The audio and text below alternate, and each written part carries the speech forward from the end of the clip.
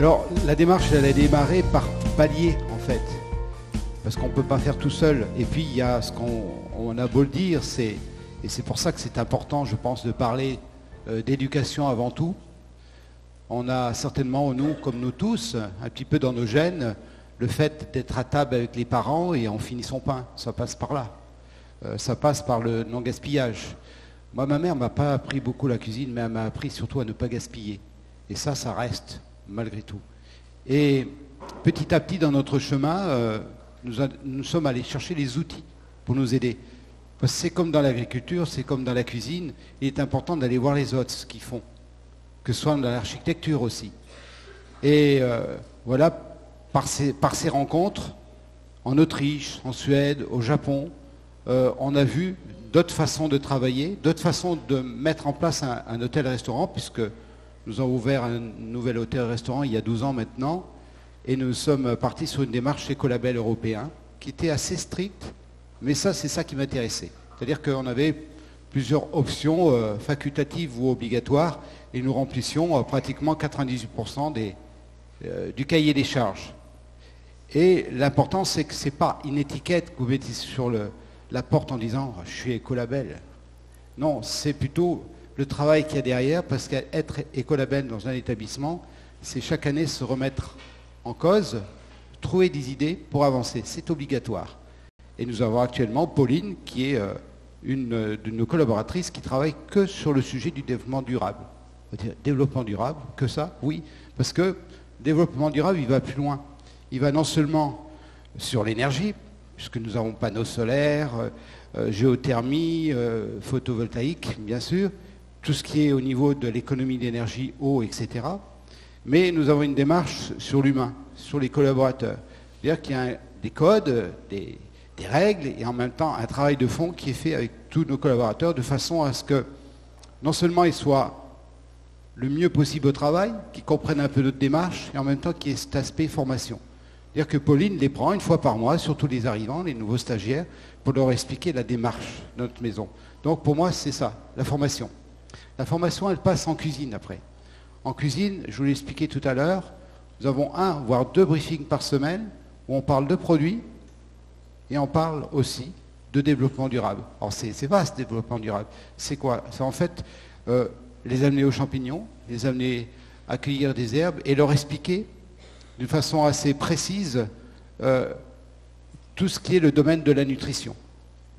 Un jour, on va parler des matières grasses, des lipides, des huiles, comment on les utilise, etc. On parle d'oméga, on parle d'index glycémique, puisque nous avons une boulangerie aussi.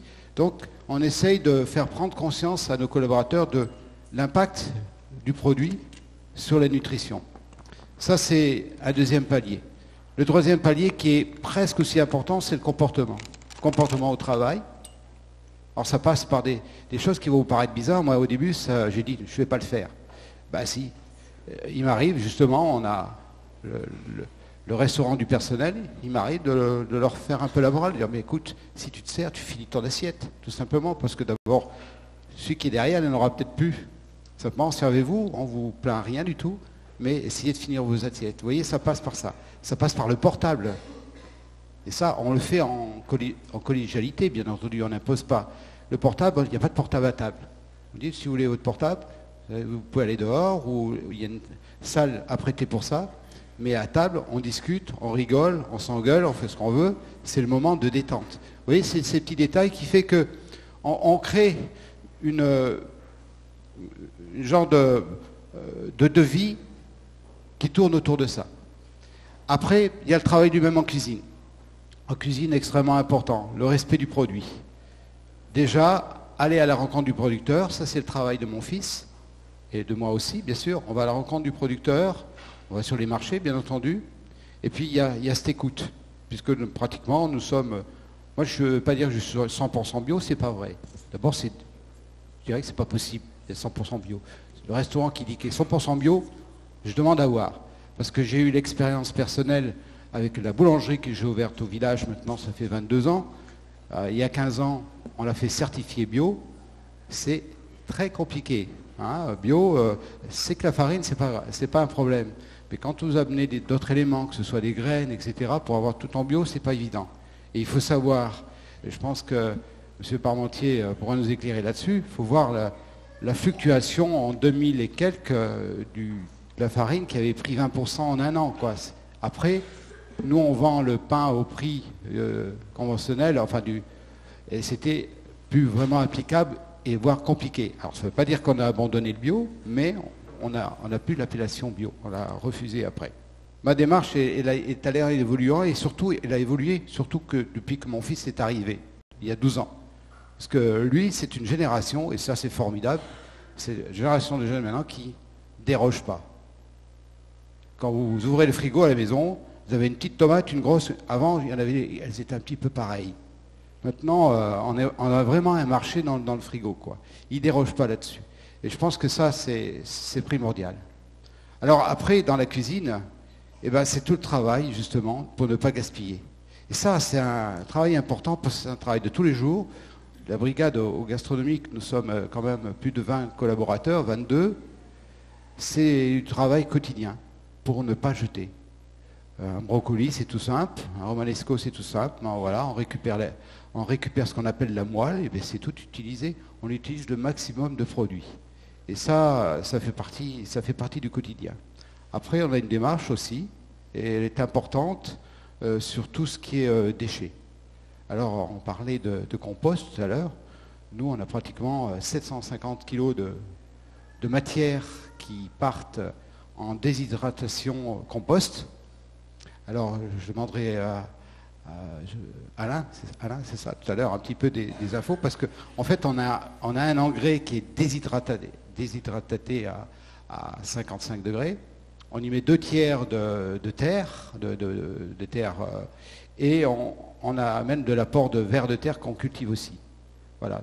Et on arrive sur les quelques hectares de production que nous avons en légumes à produire. À fertiliser. Voilà, à fertiliser. Voilà, on va jusqu'au bout de la chaîne.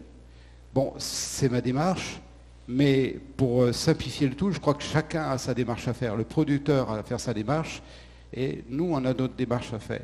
Et je dirais aussi le client. Alors le client, lui, il intervient aussi chez nous. Il intervient d'une façon pas aussi participative que la nôtre, ça se comprend, simplement par la lecture de cette fameuse transparence dont je parlais ce matin.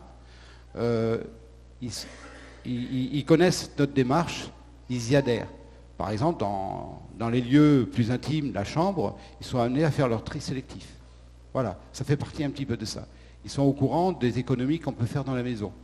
Et j'ai été étonné, moi, au fur et à mesure des années, que nous, ce n'est pas quelque chose qu'on affiche devant la maison, mais que les clients sont très sensibles à ça. On le faisait par démarche personnelle, mais on a des clients qui viennent un peu pour ça aussi. Voilà, ils viennent parce que c'est à Saint-Bonnet, parce qu'ils sont dans un lieu un petit peu insolite, voire un petit peu en dehors de la vie de tous les jours, et ils apprécient cette expérience chez nous. Voilà, c'est un peu notre démarche, et elle passe vraiment par ce travail en cuisine.